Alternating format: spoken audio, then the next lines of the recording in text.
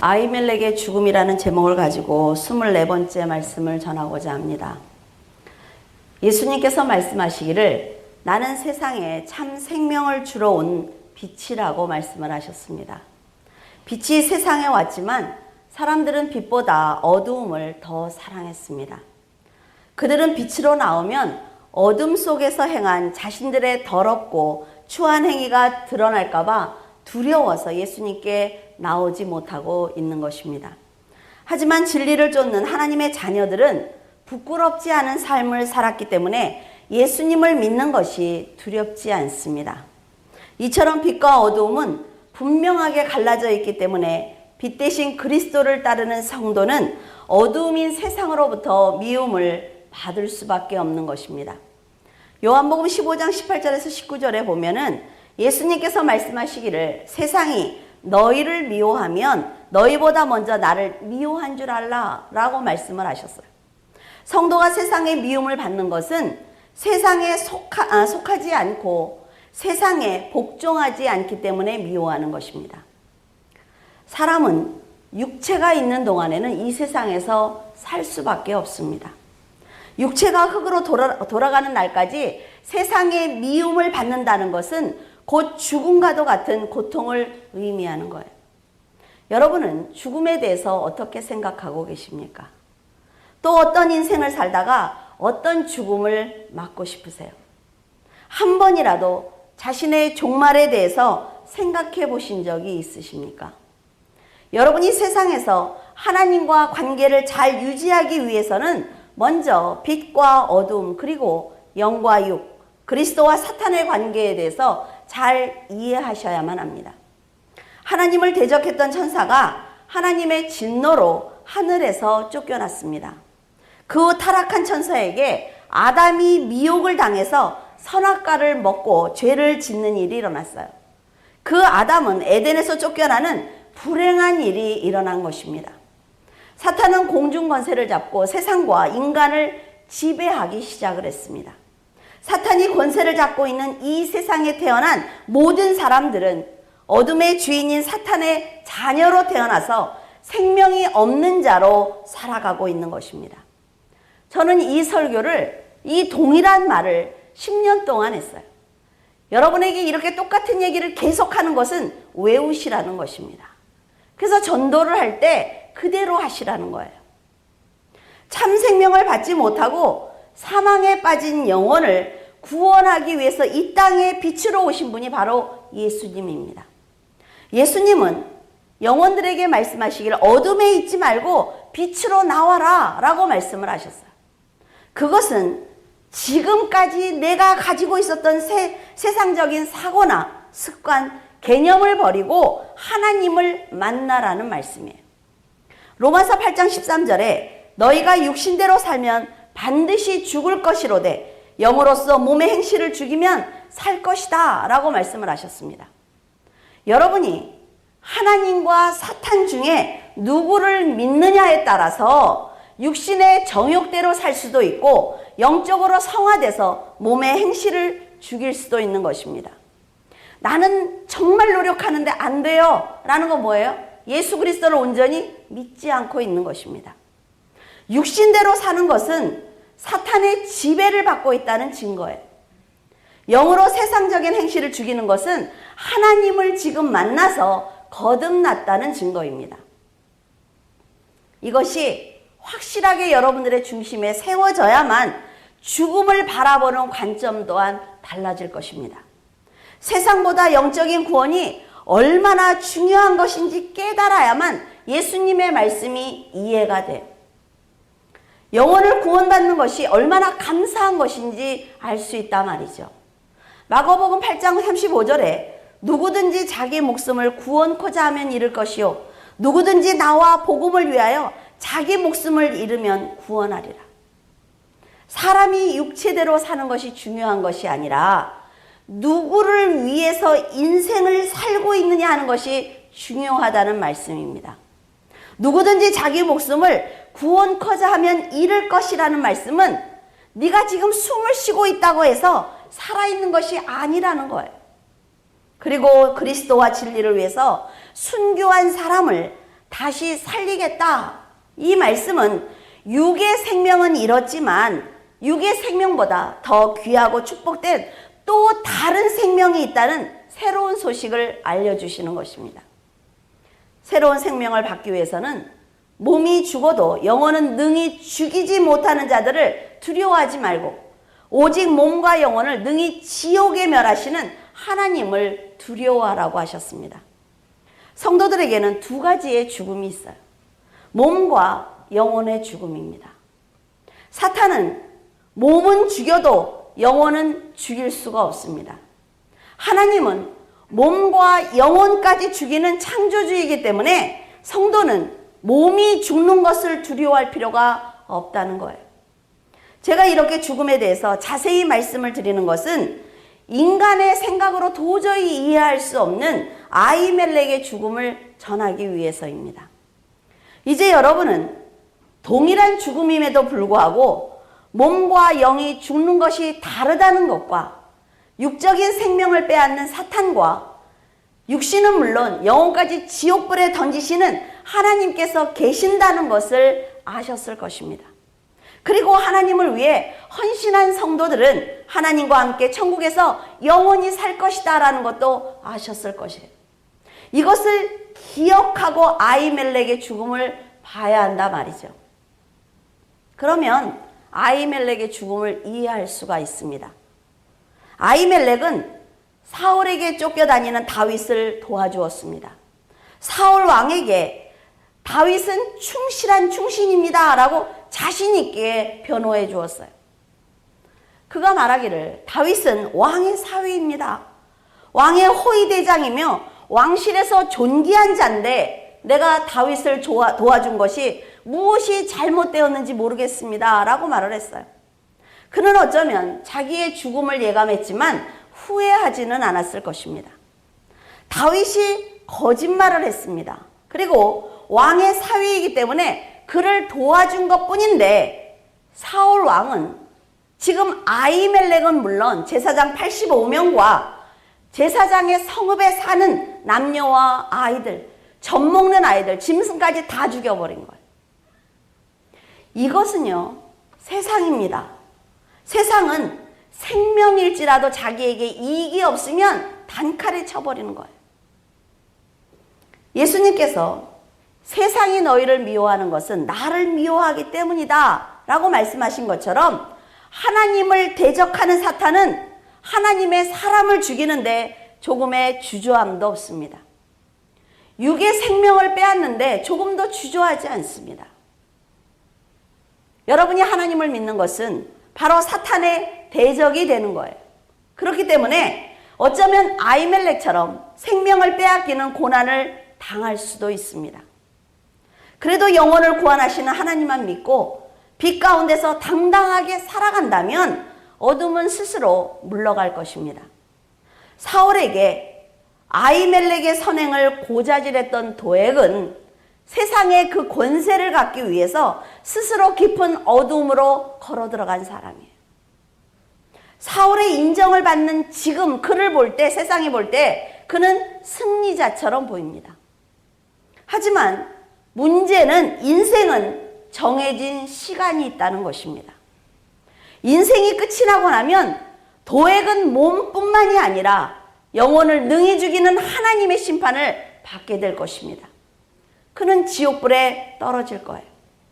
사무엘상 22장 5절에 보면 선지자 갓이 다윗에게 너는 이 요새에 있지 말고 유다 땅으로 가라 라고 명령을 했습니다. 그랬더니 다윗은 바로 순종을 해서 헤레스풀로 들어갔어요. 선지자 갓이 다윗에게 은신처를 이스라엘 밖에서 찾지 말고 유다 땅으로 들어가라고 했을 때 다윗은 사울이 있는 곳이기 때문에 생명의 위협을 받을 수가 있어요. 그러나 유다 땅으로 들어갔습니다. 창세기 12장에 아브라함이 하나님의 뜻을 무시하고 애굽 땅으로 내려갔을 때 그를 다시 가나안 땅으로 불러내셨던 것처럼 다윗에게 유다, 그러니까 언약의 땅에 있는 그의 백성들에게로 돌아가라고 하신 거예요. 이처럼 성도들은 하나님의 땅이 안식처인 것입니다. 유다를 벗어나면 살아남기 위해서 아기스 왕 앞에서 미친 척을 해야 돼요. 가족을 위해서 모압 왕에게 땅을 구걸해야 합니다. 다윗이 생각을 할 때 사울 때문에 유다가 너무 위험할 것 같다 말이죠. 그런데 하나님께서 명령하신 유다 땅에 있어야만 하나님의 도움을 받는다는 것을 다윗은 알았습니다. 그는 갓 선지자의 명령이 인간적으로는 이해할 수가 없어요. 왜냐하면 자기를 죽이려고 도사리고 있는 그 사울 왕과 부하들이 너무나 많단 말이죠. 그런데 그 땅으로 내가 들어가는 것이 하나님의 뜻이라면 하나님께서 그 고난 속에서 나를 오래 두지 않을 것이다 라는 것을 믿었습니다. 그래서 유다 땅으로 들어가는 거예요. 하나님께서는 자신이 자기의 땅과 백성을 떠나는 것을 원치 않는구나 라는 것을 알았단 말이죠. 왜냐하면 다윗은 이스라엘의 왕이 될 사람입니다. 그러니까 다윗 자신을 희생하면서 자기의 백성을 사랑하고 보호하고 있다는 믿음을 백성들에게 줘야 하는 것입니다. 이게 지도자라 말이죠. 다윗은 하나님께서 훗날 백성들에게 신뢰를 받도록 자신을 고난의 땅 유다로 인도하고 계시는구나 라는 것을 믿었기 때문에 순종한 거예요. 다윗이 유다 땅으로 돌아왔다는 소식을 들은 사울 왕은 마음이 급해졌습니다. 도액에게 아히멜렉은 물론 그 85명의 제사장과 그의 가족들을 모두 죽이라고 명령을 내렸어요. 다윗이 움직이니까 지금 제사장의 모든 사람들이 죽임을 당하게 된 거라 말이에요.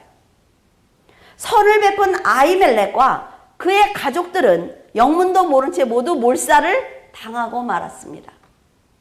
사람들은 이렇게 말을 합니다. 하나님은 사랑입니다.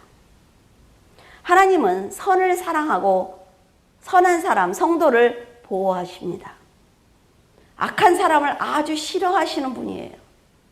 이렇게 사람들은 말하고 믿고 있습니다.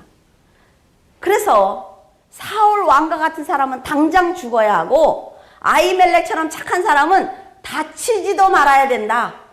하나님께서 보호해 주셔야 한다. 이렇게 말하는 것이 지금의 성도들입니다.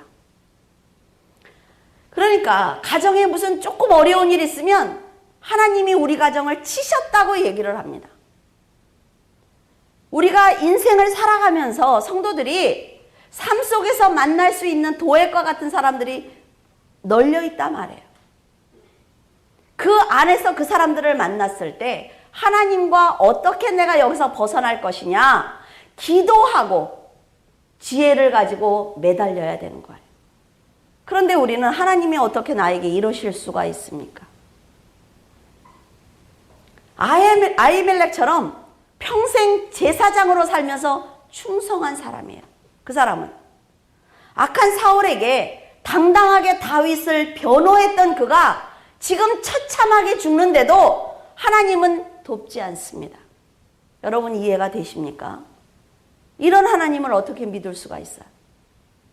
선한 사람이 악인에게 죽임을 당하는데 왜 돕지 않느냐는 것입니다.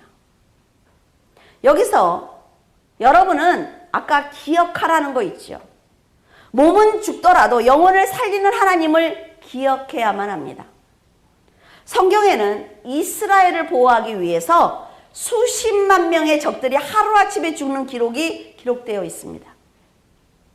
하나님의 백성을 살리기 위해서 수십만 명의 생명을 한순간에 죽이시는 하나님의 목적이 무엇인지 안다면 아히멜렉의 육신의 죽음이 헛되지 않은 것을 알 수 있단 말이죠.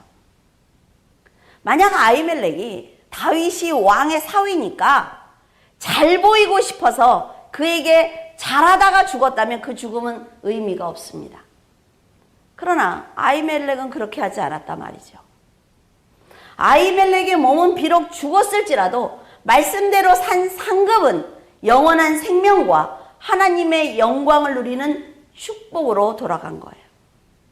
성경은 육이 죽는 것을 죽음으로 보지 않습니다. 그래서 숨을 거두었을 때 뭐라고 그래요? 왔던 곳으로 돌아가셨다라고 말을 합니다. 영원히 잠드셨다라는 표현을 쓰고 있어요. 이 세상이 끝이 아니라 영원한 사후세계가 있다는 것을 알기 때문에 그렇습니다. 그래서 예수님께서는 아버지를 장사하러 가겠다는 제자에게 죽은 자는 죽은 자에게 장사하도록 맡겨라 라고 말씀하신 거예요. 23절에 아히멜렉을 비롯한 모든 사람들이 죽는 가운데 아히멜렉의 아들 중에 하나인 아비아달이 다윗에게 도망쳐 왔습니다. 그때 다윗이 그런 말을 해요. 그에게 두려워 말고 내게 있으라. 내 생명을 찾는 자가 네 생명도 찾는 자니 네가 나와 함께 있으면 보존할 것이라. 이제 아비아달과 다윗의 생명은 하나가 된 것입니다. 다윗의 품에 안긴 아비아달은 사울로부터 벗어나서 안전해졌어요. 주님을 대적하던 사탄은 이제 믿음을 지키는 성도를 대적합니다. 하지만 다윗과 아비아달이 하나가 된 것처럼 그리스도와 성도가 하나가 되었기 때문에 성도들이 안전한 거예요.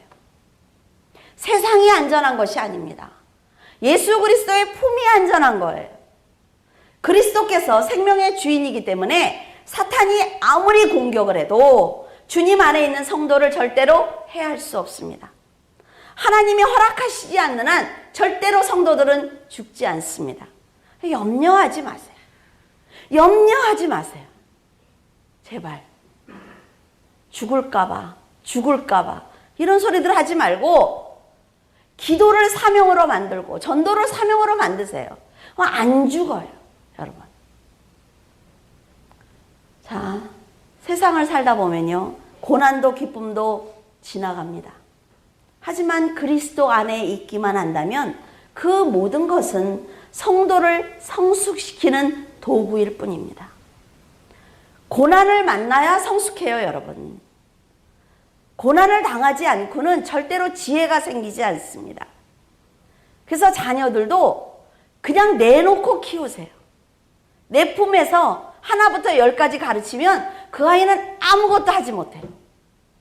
내놔야 사람도 상대하고 사람에게 망신도 당해보고 얘기도 들어보고 이러면서 성장하는 거잖아요. 초라한 다윗에게 도망친 아비아달은 다윗이 통일 왕국을 이루었을 때 아주 큰 축복을 받았어요. 이처럼 세상이 볼 때 십자가에 달리신 예수님이 아주 초라한 분입니다.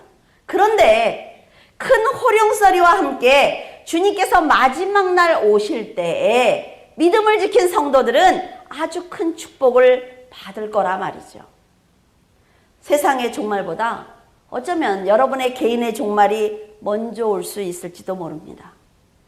여러분의 믿음은 영원한 나라에서 영원한 생명의 축복을 받게 하는 증표예요.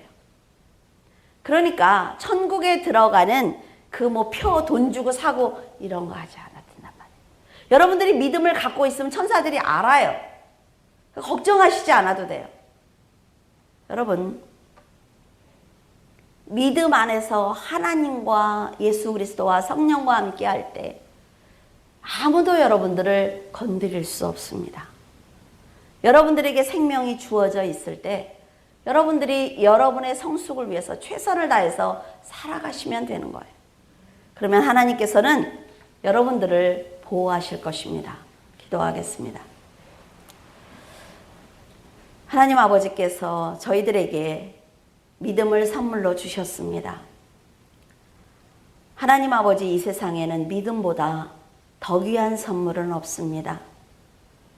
저희들은 사람들에게 다이아를 받았을 때 그것을 또 싸고 또 싸고 사람들이 보지 못하도록 하나님 숨겨놓고는 합니다.